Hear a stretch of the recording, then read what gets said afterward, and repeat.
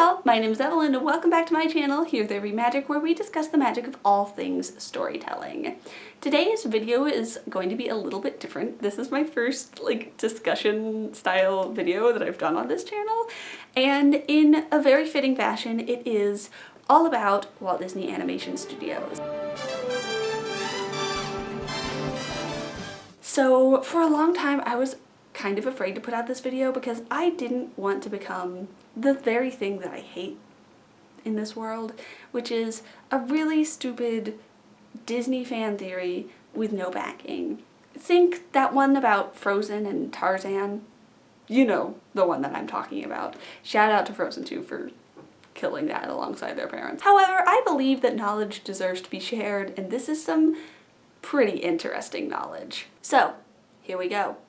Walt Disney Animation Studios. They are known for, amongst other things, creating some of the most adorable and iconic animal characters in all of animation. In fact, an estimated 26 of Disney's 59 feature-length animated films feature some kind of talking animal character. I did not take into account direct-to-DVD sequels in this statistic simply because I do not hate myself enough to do that much math. But I'm not here to discuss the research that goes into creating these animal characters, nor are we here to discuss the long history of animals in both Disney's parks and films. No, today we are going to be talking about the fact that there is a Disney talking animal shared universe.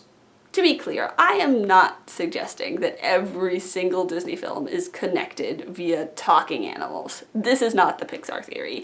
No, what I'm suggesting is that there are a select few Disney films that share a universe, and the key to figuring out which ones lies in talking animals.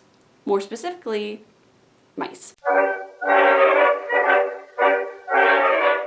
I first began developing this theory after the launch of Disney Plus when I started watching all of Walt Disney Animation Studios feature-length animated films in order by release date. Specifically after I watched these two films, The Rescuers, which was released in 1977, and The Great Mouse Detective, which was released in 1986. The Rescuers, Walt Disney Animation Studios' 23rd feature film, is based off of a series of British children's books by author Marjorie Sharp. The film focuses on the Rescue Aid Society, an international mouse-run organization that rescues children in peril across the globe. When the society receives a plea for help from Penny, a young orphan girl who's being held captive by malevolent treasure hunter Madame Medusa, Agent Miss Bianca chooses nervous janitor Bernard as her unlikely companion on the rescue mission.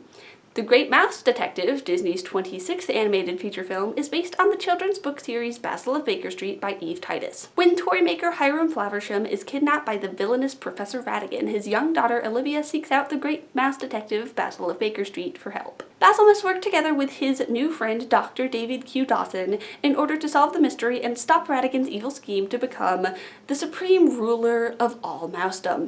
My theory relies on the fact that these two films, alongside 1990's The Rescuers Down Under, exist in the same shared universe. A universe in which mice have their own society that mirrors the human one. Mice in this world have jobs and often live and work in close proximity to their human counterparts. The Rescue Aid Society from The Rescuers meets in the United Nations building, and at the beginning of the film, many of their agents can be seen entering New York alongside their UN delegate counterparts. This world building is further cemented in The Great Mouse Detective. Basil lives at 221.5 B Baker Street, directly beneath famous human detective Sherlock Holmes. The film also establishes that Mouse Great Britain has a mouse monarchy and a mouse queen. So, we know that in this shared universe, mice live in a global society where they have jobs and a government and wear tiny adorable little mouse clothes. But most importantly for this theory, we know that they can communicate with other species of animal, sometimes including humans. But let's move away from mice for a second and focus in on man's best friend. That's right, dogs. There is well-documented evidence across the Disney Animation Studios catalog that dogs can communicate with each other and have their own society, albeit less advanced than the ones that the mice do. Our first close look at this dog society comes from 1955's Lady and the Tramp. Based on the 1945 Cosmopolitan magazine story Happy Dan, the Cynical Dog by Ward Green, the film follows upper-class Cocker Spaniel Lady, who, after an incident with some troublemaking cats, a dog-hating old woman, and a muzzle, meets a stray mutt named Tramp. The two of them embark on a series of adventures across the city and fall in love over a very iconic plate of spaghetti. The biggest obstacle between these two lovers is that they come from two very different social classes. Lady is a beloved pet with a home and a collar, which in this dog society where social class is intrinsically linked to proximity to humans, puts her at a much higher social standing than Tramp. Characters from Lady and the Tramp would later appear in the background of two other Disney films, 1961's 101 Dalmatians and 1988's Oliver and Company, proving that these three films also share a universe. 101 Dalmatians, based on Dodie Smith's 1956 novel of the same name, follows Pongo and Perdita, a young Dalmatian couple whose litter of puppies is kidnapped by the villainous Cruella de Vil. Lady and Tramp appear in the film during the Twilight Bark sequence. The Twilight Bark is a chain of communication used to pass urgent information between dogs across long distances. Pongo and Perdita use it to get the word out about their missing puppies. Oliver and Company is Disney's incredibly strange take on the Dickens classic Oliver. It's set in New York City, reimagines many of the main characters as stray cats and dogs, and has a weirdly star-studded voice cast. The film delves even further into the politics of animal poverty than Lady and the Tramp does. We learn that ownership by humans may raise a dog's status, but if your human owner is of low social standing, it can have an effect on yours. Most importantly, though, this film firmly establishes the fact that dogs and cats can communicate, a fact that is reaffirmed in 2010's Bolt. Although there are some key differences between dog society and cat society. To get a closer look at this cat society, let's turn to 1970's The Aristocats. This film follows upper-class French cat Duchess and her three kittens, Berlioz, Marie, and Toulouse, whose wealthy owner is planning to leave her entire fortune to them. After the cats are kidnapped by jealous butler Edgar, they meet Thomas O'Malley, an alley cat who offers to help them find their way home. Like their dog counterparts, the cats still operate in a very strict class system where human ownership raises one's social standing. However, the cats seem to be slightly more influenced by human culture, regardless of their social standing. Although these cats don't have full-on occupations like the mice do, they have gone as far as creating art. The kittens are encouraged in their artistic pursuits, learning to paint, sing, and play piano, while Thomas O'Malley, Alley Cat, and his friends are all jazz musicians. But the real importance of the Aristocats is how it establishes a link between this dog/cat universe and the mouse universe. Meet Roquefort. He's a friend of Duchess and the kittens who lives in the house with them. He wears clothing and is shown to enjoy eating human food. Creme de la creme a la Edgar, anyone? Although he doesn't appear to have any specific profession, he plays an instrumental role in the rescue of Duchess and her kittens, leading me to believe he could be a possible founding member of the Rescue Aid Society. That's just speculation, but don't worry, I'll go over the timeline at the end of the video. So, now we've got at least 8 films that could all possibly exist within a shared universe. The Rescuers, The Great Mouse Detective, The Rescuers Down Under, The Aristocats, Lady and the Tramp, 101 Dalmatians, and Oliver and Company. But of course, there's a problem, and that problem is humans. In the Rescuers franchise, both Penny and Cody display the ability to communicate with various animals. However, Jenny from Oliver and Company and Penny, yes, they chose to name another little girl in peril Penny, no, I don't know why, don't seem to share this ability. Their animals can understand them, but that understanding does not go both ways. It's a problem I like to call the Penny problem. It's significant to note that no adult in a Disney movie seems to possess this ability, with a few specific exceptions. 1. They were raised by animals. In the case of Tarzan, he can communicate with the gorillas and other animals by mimicking their language, not through any magically intrinsic understanding. 2. The animal they're speaking to is magical. Think dragons in Mulan and Raya and the Last Dragon. 3. The animal they're speaking to has been taught to speak by a scientist a la 2007's Meet the Robinsons. 4.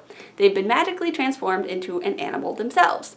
Neither Tiana from 2009's Princess and the Frog or Kenai from 2003's Brother Bear are able to understand the animals surrounding them until they are transformed. After Kenai is briefly turned back into a man, he can no longer understand Coda. This fact led me to believe that the key to the Penny problem lay in the ages of the children. Penny from The Rescuers is 6 years old, Cody is 8, Ginny is about to turn 9, and Penny from Bolt is 13. Therefore, I hypothesize that in this universe, children possess an innate ability to communicate with animals that they lose as they grow up, sometime between the ages of 8 and 9. It's a real Mary Poppins book universe rules kind of scenario. So, there you have it. A shared universe in which mice, cats, and dogs, alongside a select few other animals such as birds and hamsters and elephants, coexist in a complicated animal society. But Evelyn, you may be wondering, how did the mice get so much more advanced than the other animals in this universe? Why aren't the cats wearing clothes? Why don't the dogs have jobs? To answer that, we have to go back to the movie that I believe constitutes the very beginning of this universe's timeline. 1950's Cinderella. That's right, I believe that while living with her evil stepfamily, Cinderella accidentally jump-started Mouse Society. Meet Gus Gus. Before he's rescued, Gus doesn't have a human name and he definitely doesn't wear clothes. This tells us that Cinderella predates the Mouse Society as seen in The Great Mouse Detective and The Rescuers. It's Cinderella who sews all the clothing for the mice and birds who share her attic, and when she needs a dress for the ball, they begin teaching themselves how to sew, which is simply step 1 toward mice with jobs. Okay, now it's time to go over the full timeline, including films that I haven't even mentioned yet. We start out with Cinderella, which is set sometime in the early 1800s. Then you have Home on the Range, a western about a trio of dairy cows attempting to hunt down a cattle rustler, which is set in 1889. The Great Mouse Detective is set in 1897.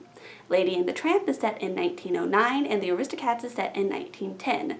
Dumbo and Bambi aren't set in any specific year, but I'm assuming they also take place in the early 20th century. 101 Dalmatians takes place circa 1960. The Fox and the Hound, which released in 1981, is presumably set in the 70s, as is The Rescuers. Oliver and Company and The Rescuers Down Under are both set in the 80s. Finally, we have Bolt, which is set in the early 2000s. That's a total of 13 films that constitute this shared universe. You can make arguments for some others, but these are the ones that neatly fit in. I'm not quite sure how to wrap all this nonsense up, so I'll use some words from Walt Disney himself. I only hope that we never lose sight of one thing, that it was all started with a mouse.